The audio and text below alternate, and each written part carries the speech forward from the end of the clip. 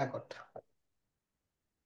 তাহলে আমাদের আজকের আলোচ্য বিষয় হচ্ছে বাংলা সাহিত্যে যা কিছু প্রথম, যা কিছু আজকে বাংলা সাহিত্যে প্রথম হয়েছে আমরা সেটাই শুরু করব। তাহলে প্রথমে শুরু করব বাংলা ভাষার প্রথম ব্যাকরণ দিয়ে। যে বাংলা ভাষার প্রথম ব্যাকরণের নাম, মানে ব্যাকরণটা মানে হচ্ছে কোন ভাষায় রচনা করা হয়েছিল? পর্তুগিজ ভাষায়। তাহলে শুরু করবো স্টার্ট দিয়ে। বাংলা ভাষার, বাংলা এটা ভাষার শব্দটা হবে না ভাষায় হবে, এটা খুব গুরুত্বপূর্ণ জিনিস। এটা হবে বাংলা ভাষার প্রথম ব্যাকরণ।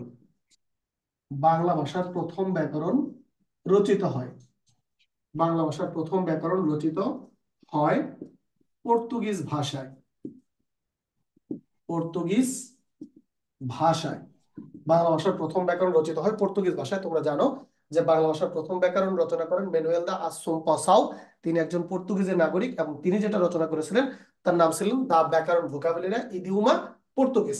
দা ব্যাকরণ ভোকাবুলারি ইদিউমা পর্তুগিজ, এটা 1734 সালে লেখা হয়েছিল এবং 1743 সালে পর্তুগিজের রাজধানী লিসবন শহর থেকে প্রকাশিত হয়। যাই হোক, তাহলে বাংলা ভাষার প্রথম সনেট এর রচয়িতা কে? দেখো আমরা জানি সনেটের জনক হচ্ছে মাইকেল মধুসূদন দত্ত। তাহলে বাংলা ভাষার প্রথম সনেটটাও যিনি রচনা করেন তার নাম হচ্ছে মাইকেল মধুসূদন দত্ত। তাহলে স্টার দিয়ে লিখবো বাংলা ভাষার প্রথম সনেট। বাংলা ভাষায় প্রথম সনেট রচয়িতা, বাংলা ভাষায় প্রথম সনেট রচয়িতা, বাংলা ভাষার প্রথম সনেট রচয়িতা মাইকেল মধুসূদন, মাইকেল মধুসূদন দত্ত। বাংলা ভাষার প্রথম সনেট রচয়িতা মাইকেল মধুসূদন দত্ত। আমরা সনেটটার নামও জানি। বাংলা ভাষার প্রথম সেই সনেট ছিল কবি মাতৃভাষা, অর্থাৎ যেটা পরবর্তীতে বঙ্গভাষা নামে প্রকাশিত হয়। যে মাইকেল মধুসূদনের মোট সনেট ছিল 102টি। তার মধ্যে তিনি সর্বপ্রথম যে সনেটটা রচনা করেছিলেন সেই সনেটের নামই ছিল হচ্ছে বঙ্গভাষা, যা প্রথমে কবি মাতৃভাষা নামে প্রকাশিত হয়। তাহলে বাংলা ভাষার প্রথম উপন্যাসের নাম কি? তাহলে বাংলা ভাষার বা বাংলা সাহিত্যের প্রথম উপন্যাস, বাংলা সাহিত্যের প্রথম উপন্যাস, বাংলা সাহিত্যের প্রথম উপন্যাস নাম তার আলালের ঘরের দুলাল। আলালের ঘরের, আলালের ঘরের দুলাল, যা 1858 সালে রচিত হয় এবং এটাকে যিনি রচনা করেন তার নাম হচ্ছে প্যারীচাঁদ মিত্র। তাহলে রচয়িতা, রচয়িতা প্যারীচাঁদ, প্যারীচাঁদ মিত্র। আলালের ঘরের দুলাল এই উপন্যাসটার রচয়িতা হচ্ছে প্যারীচাঁদ মিত্র। প্যারীচাঁদ মিত্রের ছদ্মনাম ছিল টেকচাঁদ ঠাকুর। উনি রচনা করেন আলালের ঘরের দুলাল, মানে অতি আদরের নষ্ট পুত্র। এই জন্য ছেলেদেরকে খুব বেশি আদর করতে হয় না, যত বেশি আদর করো এটা তত বেশি বান্দর হয়, তত বেশি নষ্ট হয়। এই জন্য আদরের আদরের পাশাপাশি শাসনটা দরকার হয়। যে সমস্ত ছেলে মেয়ে শুধু আদর পেয়ে গেছে শাসন পায়নি, নষ্ট হওয়ার জন্য ওই একটা আদরই যথেষ্ট। এই জন্য কবিরা বলে গিয়েছেন যে ভালোবাসে মানে সোহাগ করা তারই সাজে শাসন করে যে, অথবা শাসন করা তারই সাজে সোহাগ করে যে। কথা সত্য, শাসন এবং সোহাগ এই দুইটা একটা আরেকটার পরিপূরক থাকতেই হবে। এই জন্যই তো বলা হয় যে আলোর নিচে অন্ধকার বা অন্ধকারের পরেই আলোটা আসে, একটা আরেকটা পরিপূরক, এটা মনে রাখতে হবে। তাহলে এটা বাংলা সাহিত্যের প্রথম উপন্যাস, কিন্তু মজা হচ্ছে এই উপন্যাসটা কিন্তু সার্থক নয়। কারণ যখন তোমাদের যোগ করে প্রশ্ন করা হবে বাংলা সাহিত্যের প্রথম সার্থক উপন্যাসের নাম কি, তখন কিন্তু নামটা বদলে যাবে। তাহলে বাংলা সাহিত্যের প্রথম সার্থক উপন্যাস, বাংলা সাহিত্যের, বাংলা সাহিত্যের প্রথম সার্থক উপন্যাস, বাংলা সাহিত্যের প্রথম সার্থক উপন্যাস দুর্গেশ নন্দিনী। দুর্গেশ নন্দিনী, বাংলা সাহিত্যের প্রথম সার্থক উপন্যাসের নাম হচ্ছে দুর্গেশ নন্দিনী। এটা সার্থক, তবে সার্থক বানানের নিচে ব দেওয়া যাবে না, ব দিলাম তো ভুল করলাম। দুর্গেশ নন্দিনী 1865 রচনা করেন কে? বঙ্কিমচন্দ্র চট্টোপাধ্যায়। তার মানে এই দুর্গেশ নন্দিনীর রচয়িতাকে, একটা মিনিট, রচয়িতা বঙ্কিমচন্দ্র, বঙ্কিমচন্দ্র চট্টোপাধ্যায়। উনি হচ্ছেন তোমার এই দুর্গেশ নন্দিনী উপন্যাসের রচয়িতা, বাংলা সাহিত্যের প্রথম উপন্যাস। এবং এই উপন্যাসটা তৎকালীন সময়ে মানে 16 শতাব্দীর দিকে বা 16 শতকের দিকে তোমার হচ্ছে উড়িষ্যা এবং উড়িষ্যার যে আধিপত্য, এই আধিপত্য নিয়ে মুসলিমদের মধ্যে এবং তোমার হচ্ছে মারাঠাদের মধ্যে যে যুদ্ধটা হয় মুসলিম এবং হিন্দুদের মধ্যে, সেই যুদ্ধের প্রেক্ষাপটে এই উপন্যাসটি রচিত হয়েছিল। তাহলে এটা বাংলা সাহিত্যের প্রথম সার্থক উপন্যাস। এখন আসো, বাংলা সাহিত্যের প্রথম নাটকের নাম কি? তাহলে আমরা লিখতে পারি বাংলা সাহিত্যের প্রথম নাটক ভদ্রার্জুন। বাংলা সাহিত্যের বাংলা সাহিত্যের প্রথম নাটক, বাংলা সাহিত্যের প্রথম নাটকের নাম ভদ্রার্জুন। বাংলা সাহিত্যের প্রথম নাটক ভদ্রার্জুন, এটা 1852 সালে রচনা করেন তারাচরণ শিকদার। তাহলে রচয়িতাকে, রচয়িতা হচ্ছে তারাচরণ, রচয়িতা হচ্ছে তারাচরণ শিকদার। এই নাটকটি উনি ফার্স্ট রচনা করেন। কিন্তু মজার বিষয় হচ্ছে এই নাটকটি ফার্স্ট উনি রচনা করলেও এই নাটকটি সার্থক নয়। পরবর্তীতে বাংলা সাহিত্যের নাটক যার হাতে সার্থকতা লাভ করে তার নাম হচ্ছে বঙ্কিমচন্দ্র চট্টোপাধ্যায়। তাহলে প্রথম সার্থক নাটক, প্রথম সার্থক নাটক শর্মিষ্ঠা। প্রথম সার্থক নাটকের নাম শর্মিষ্ঠা, 1859। বাংলা সাহিত্যের প্রথম সার্থক নাটক শর্মিষ্ঠা, 1859। রচয়িতা মাইকেল মধুসূদন দত্ত।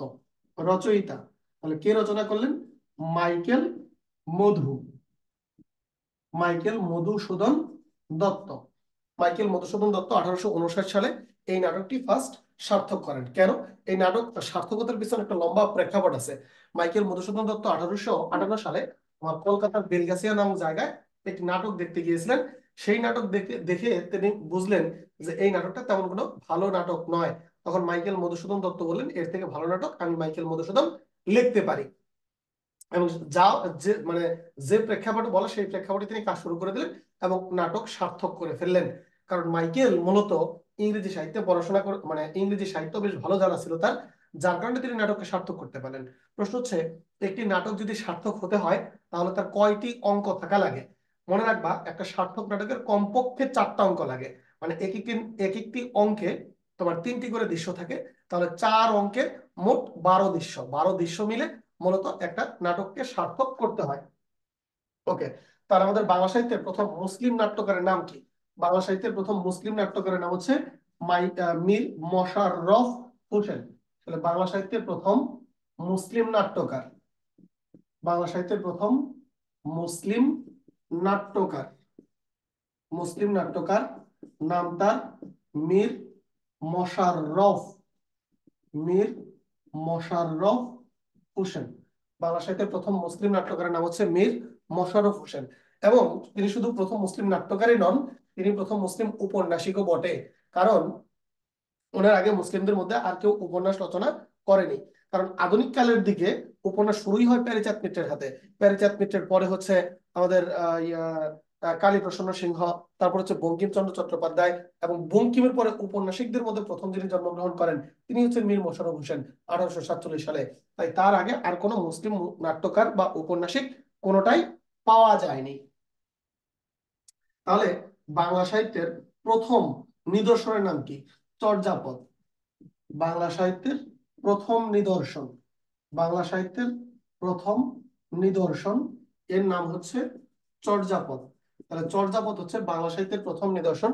তোমরা জানো যে এটা মহামহোপাধ্যায় হরপ্রসাদ শাস্ত্রীর আবিষ্কার, এবং তিনি এটা 1907 সালে নেপালের রাজ গ্রন্থাগার থেকে এটা আবিষ্কার করেছিলেন, যা ছিল বৌদ্ধ সহজিয়া সাধকদের সাধন ভজন তত্ত্ব। অর্থাৎ তারা সাধনা করতে গিয়ে জীবন যৌবনের সম্পর্কে যা কিছু জানলেন তাই তারা চর্যাপদের মধ্যে রচনা করলেন। তাহলে বাংলা সাহিত্যের প্রথম কবির নাম কি? বাংলা সাহিত্যের প্রথম কবি বলা হয় লুইপাকে। বাংলা সাহিত্যের প্রথম কবি, বাংলা সাহিত্যের প্রথম কবি নাম তার লুইপা, যিনি চর্যাপদের আদি কবি ছিলেন।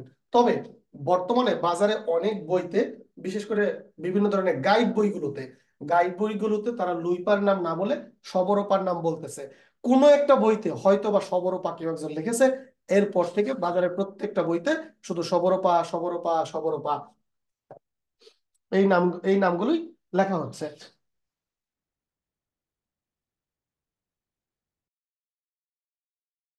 তাহলে দেখো, এই বাংলা সাহিত্যের প্রথম কবি বলা হবে লুইপাকে। তাহলে বাংলা সাহিত্যের প্রথম মুসলিম কবির নাম কি? স্টার্ট দিয়ে, বাংলা সাহিত্যের প্রথম মুসলিম কবি, বাংলা সাহিত্যের বাংলা সাহিত্যের প্রথম মুসলিম কবি, বাংলা সাহিত্যের প্রথম মুসলিম কবি নাম তার শাহ মোহাম্মদ সগীর, শাহ মোহাম্মদ সগীর। এই শাহ মোহাম্মদ সগীর হচ্ছে বাংলা সাহিত্যের প্রথম মুসলিম কবি, যিনি ইউসুফ জুলেখা কাব্যটিকে বাংলায় অনুবাদ করেন। ইউসুফ জুলেখা একটি রোমান্টিক কাব্য, যে ইউসুফ জুলেখা কাব্যের মূল রচয়িতা ছিল ফেরদৌসী, এবং ফেরদৌসির পর এই কাব্যটি বা তোমার হচ্ছে আব্দুর রহমান জামিও রচনা করেছিলেন। দুইজনই এই একই নামে ফার্সি ভাষায় রচনা করেছিলেন। সেই ফার্সি ভাষা থেকে বাংলায় যিনি অনুবাদ করলেন চিটাগাংয়ের কবি, নাম তার শাহ মোহাম্মদ সগীর। উনি হচ্ছেন বাংলা সাহিত্যের প্রথম মুসলিম কবি। তাহলে বাংলা সাহিত্যের দ্বিতীয় মুসলিম কবিকে, তার নামটাও আমরা একটু জেনে রাখি স্টার দিয়ে। বাংলা সাহিত্যের দ্বিতীয় মুসলিম কবি দৌলত উজির বাহারম খান। বাংলা সাহিত্যের বাংলা সাহিত্যের দ্বিতীয় মুসলিম কবি, বাংলা সাহিত্যের দ্বিতীয় মুসলিম কবি, নাম তার দৌলত উজির, দৌলত উজির বাহারম খা বা খান। উনি হচ্ছেন বাংলা সাহিত্যের দ্বিতীয় মুসলিম কবি। তাহলে আমাদের আরেকটা রাজ্য আছে যার নাম আরাকান রাজ্য। এই আরাকান রাজ্য আমাদের বাংলা সাহিত্যের ক্ষেত্রে ব্যাপক ভূমিকা পালন করে। সেই আরাকান রাজ্যের প্রথম মুসলিম কবি কে ছিলেন?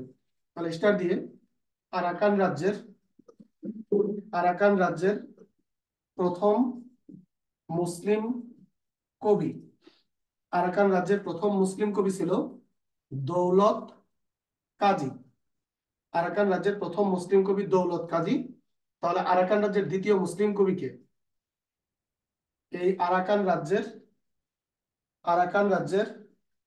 দ্বিতীয় মুসলিম কবি, আরাকান রাজ্যের দ্বিতীয় মুসলিম কবির নাম ছিল মহাকবি আলাউল। আরাকান রাজ্যের দ্বিতীয় মুসলিম কবির নাম হচ্ছে মহাকবি আলাউল। তাকে আরাকান রাজ্যের দ্বিতীয় মুসলিম কবি বলা হয়। তিনি পদ্মাবতী নামক বিখ্যাত যে রোমান্টিক প্রণয় উপাখ্যান, সেই রোমান্টিক কাব্যের রচয়িতা ছিল। তাহলে বাংলা সাহিত্যের প্রথম গীতি কবি কাকে বলা হয়ে থাকে?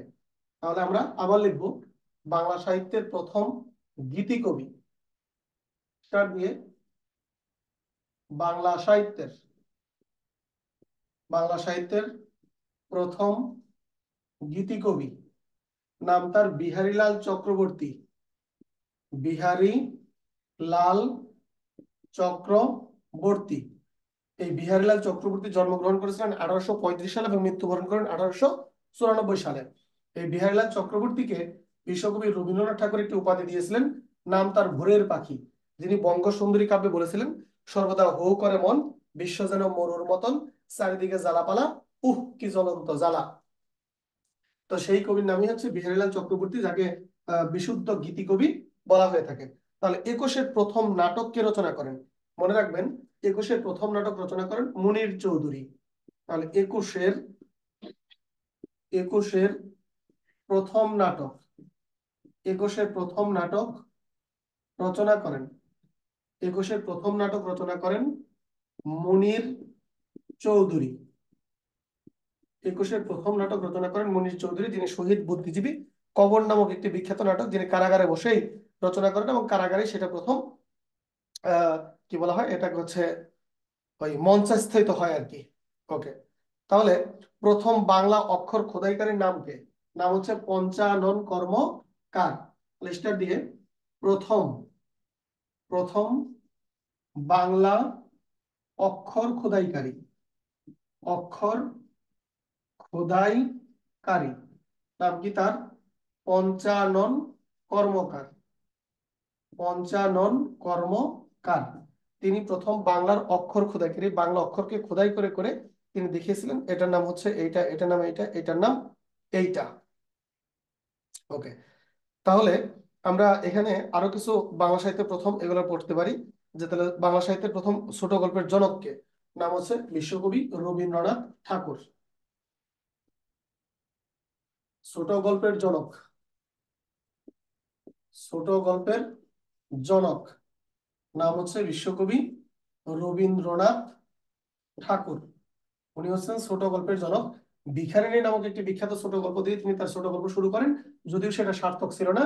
পরবর্তীতে তিনি সার্থক ছোট গল্প হিসেবে রচনা করেছিলেন দেনা পাওনা। দেনা পাওনা ছিল তার সার্থক ছোট গল্প। তাহলে বাংলা সাহিত্যে আপনার হচ্ছে সর্বপ্রথম কাব্য মানে পূর্ণাঙ্গ কাব্য নাটকের নাম কি? এটার নাম হচ্ছে বিসর্জন, লেখক রবীন্দ্রনাথ। যদিও এই কাব্য নাটকের জনক হচ্ছে মাইকেল মধুসূদন দত্ত। কিন্তু মাইকেল যে কাব্য নাটকটি রচনা করেছিলেন এই নাটকটি মানে সম্পূর্ণ ছিল না, ওটা আংশিক কাব্য নাটক ছিল, যার নাম ছিল হচ্ছে পদ্মাবতী। পরে রবীন্দ্রনাথ ঠাকুর এই নাটকটাকে প্রথম পূর্ণাঙ্গ করেন। তাহলে বাংলা সাহিত্যে প্রথম পূর্ণাঙ্গ কাব্য নাটক, বাংলা সাহিত্যে প্রথম পূর্ণাঙ্গ কাব্য নাটক, বাংলা সাহিত্যে প্রথম পূর্ণাঙ্গ কাব্য নাটক বিসর্জন। বিসর্জন, এটা লেখককে, রচয়িতা হচ্ছে রবীন্দ্রনাথ, রচয়িতা রবীন্দ্রনাথ ঠাকুর, রচয়িতা হচ্ছে রবীন্দ্রনাথ ঠাকুর, উনি এই নাটকটা সর্বপ্রথম রচনা করেন। তাহলে বাংলা সাহিত্যের প্রথম পূর্ণাঙ্গ কাব্য নাটকের নাম বিসর্জন। তাহলে বাংলা সাহিত্যের আপনার হচ্ছে প্রথম ট্র্যাজেডি কে রচনা করেন এটা আপনারা জানেন, মাইকেল মধুসূদন দত্ত। ওনার কাছেই বাংলা সাহিত্যের প্রথম ট্র্যাজেডিটা রচিত হয়েছিল। এরপর বাংলা সাহিত্যের প্রথম রোমান্টিক উপন্যাস, বাংলা সাহিত্যের প্রথম রোমান্টিক। রোমান্টিক মানে কি? রোমান্টিক মানে হচ্ছে, তা জানেনি, এটা আবেগ। প্রথম রোমান্টিক উপন্যাস, বাংলা সাহিত্যের প্রথম রোমান্টিক উপন্যাস কপালকুণ্ডলা। কপালকুণ্ডলা 1866, এটা বাংলা সাহিত্যের প্রথম সার্থক রোমান্টিক উপন্যাস এবং এটার রচয়িতা হচ্ছে বঙ্কিমচন্দ্র। তাহলে কপালকুণ্ডলা উপন্যাসের রচয়িতা হচ্ছে বঙ্কিমচন্দ্র। তাহলে আপাতত এই জিনিসগুলো হচ্ছে বাংলা সাহিত্যে প্রথম। এ পর্যন্ত অনেকবারই এখান থেকে প্রশ্ন হয় যে বাংলা সাহিত্যে কোনটা প্রথম, কোনটা সার্থক, কোনটা প্রথম সার্থক, ইত্যাদি ইত্যাদি। তাহলে এই টপিকসটা নিয়ে আজকে একটু আলোচনা করতে চেয়েছিলাম, যে কিন্তু যাদের জন্য এই আলোচনাটা করার কথা ছিল আজকে তারাই ঠিকমতো যোগদান করেনি।